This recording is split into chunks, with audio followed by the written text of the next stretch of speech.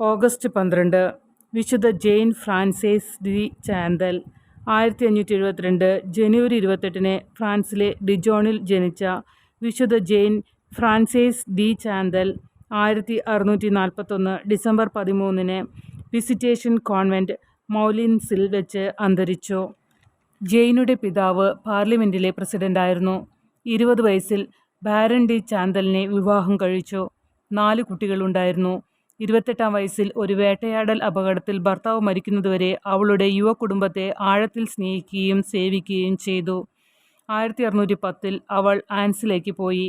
അവിടെ ക്രിസ്ത്യൻ സമ്പൂർണ്ണതയുടെ ജീവിതം നയിക്കാൻ വിളിക്കപ്പെടുന്ന സ്ത്രീകൾക്കും പെൺകുട്ടികൾക്കും ഒരു ഓർഡർ കണ്ടെത്താൻ ദൈവം തന്നെ വിളിക്കുന്നുവെന്ന് അവൾ വിശ്വസിച്ചു. എന്നാൽ അക്കാലത്തെ മതപരമായ ക്രമങ്ങളുടെ കഠിനമായ സന്യാസം അനുഷ്ഠിച്ചില്ല. അങ്ങനെ congregation of visitation 1610 June 6 Trinity Sunday ആൻസിയൻ കാനോനികമായി സ്ഥാപിക്കപ്പെട്ടു.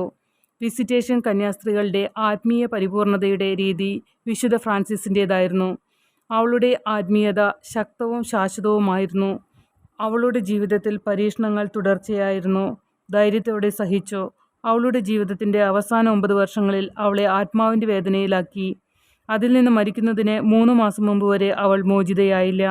അവളുടെ വിശുദ്ധിയുടെ പ്രശസ്തി വ്യാപകമായിരുന്നു. 1767-ൽ അവളെ വിശുദ്ധയായി പ്രഖ്യാപിച്ചു.